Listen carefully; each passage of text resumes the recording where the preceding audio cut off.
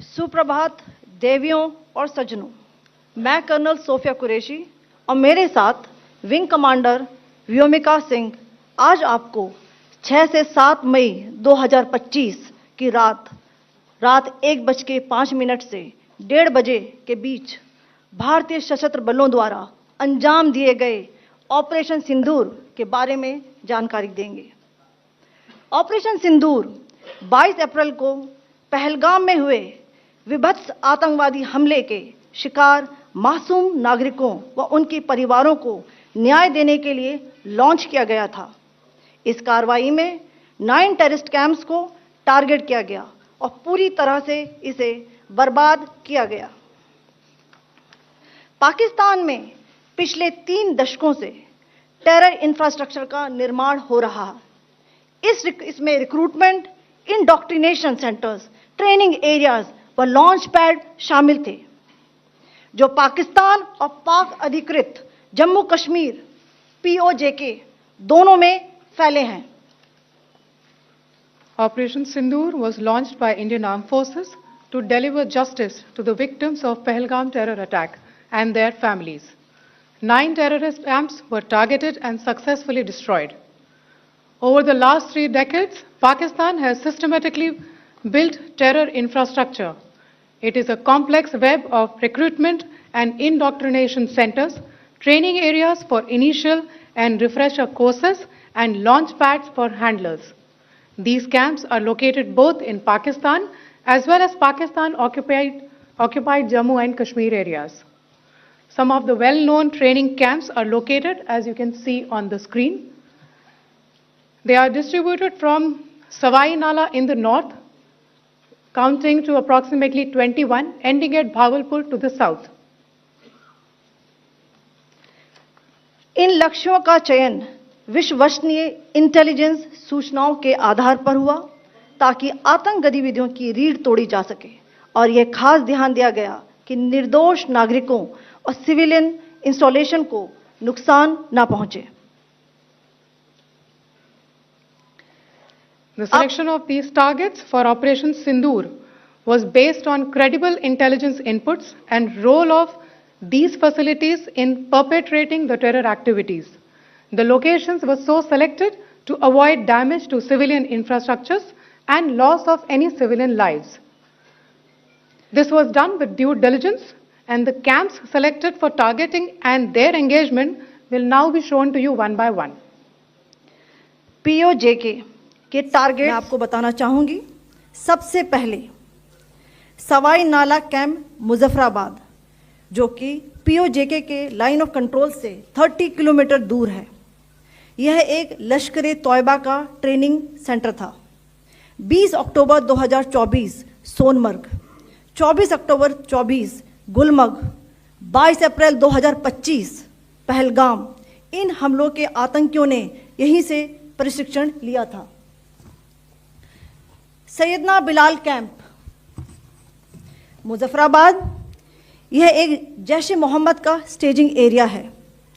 यह हथियार, विस्फोटक और जंगल सर्वाइवल ट्रेनिंग का केंद्र भी था। गुलपुर कैंप कोटली, यह LOC से 30 किलोमीटर दूर था। लश्कर तोयबा का बेस था, जो रजौरी, पुंछ में सक्रिय था। 20 अप्रैल 2023 को पुंछ में और 9 जून 2024 को तीर्थ यात्रियों के बस हमले में यहीं से आतंकी को ट्रेन किया गया था।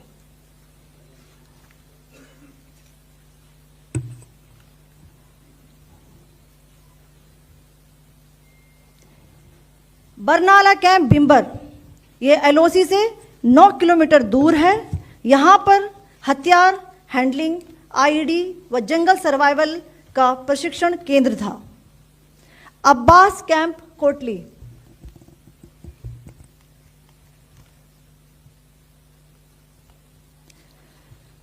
यह LOC से 13 किलोमीटर दूर है।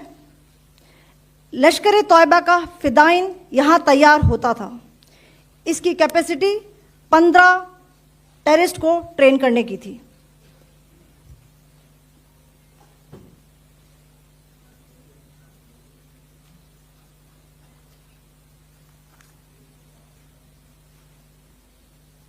अब मैं पाकिस्तान के अंदर के टारगेट से अवगत कराना चाहूंगी। पहला, सर्जिकल कैंप सियालकोट। यह अंतर्राष्ट्रीय सीमा से 6 किलोमीटर की दूरी पर है, सांबा कठुआ के सामने।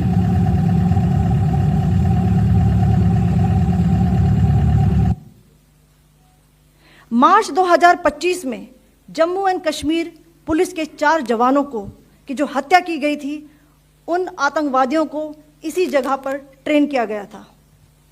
दूसरा, महमूना जाया कैंप सियालकोट। यह 18 से 12 किलोमीटर आईबी से दूर था। हिजबुल मुजाहिदीन का बहुत बड़ा कैंप था। यह कठुआ जम्मू क्षेत्र में आतंक फैलाने का नियंत्रण केंद्र था। पठानकोट एयरफोर्स बेस पर किया गया हमला भी इसी कैंप से प्लान और डायरेक्ट किया गया था। मरकज ताइबा मुरीद के, यह आईबी से 18 से 25 किलोमीटर दूरी पर है। 2008 के मुंबई हमले के आतंकी भी यहीं से प्रशिक्षित हुए थे। अजमल कसब व डेविड हेडली भी यहां ट्रेन हुए थे।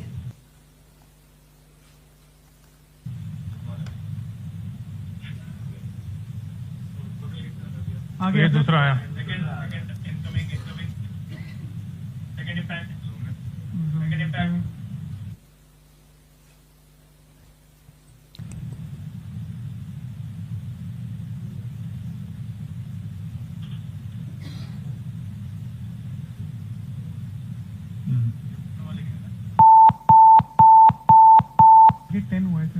टारगेट 10 हुआ, एंक्लोजर सेम ही है। 7 it is hit the target. हाँ हाँ।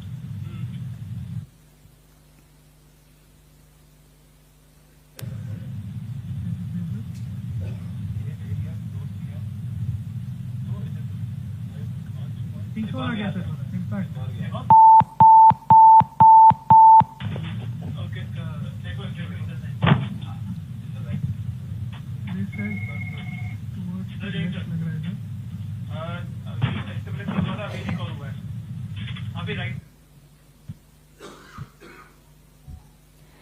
मरकज सुभान अल्लाह भावलपुर, ये इंटरनेशनल बाउंड्री से 100 किलोमीटर दूर है।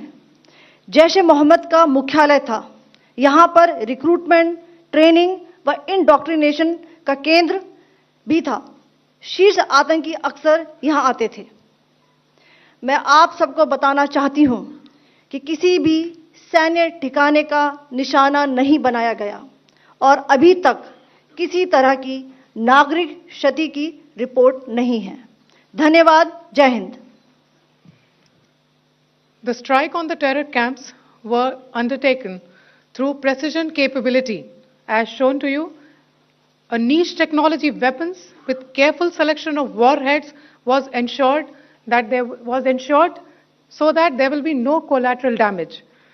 The point of impact in each of the target was a specific building or a group of buildings. All the targets were neutralized with clinical efficiency, and the results reiterate the professionalism of the Indian Armed Forces in the planning and execution of their operations. No military establishments were targeted. India has demonstrated considerable restraint in its response. However, it must be said that the Indian Armed Forces are fully prepared to respond to Pakistani misadventures, if any, that will escalate this situation. Jai Hind, and thank you very much.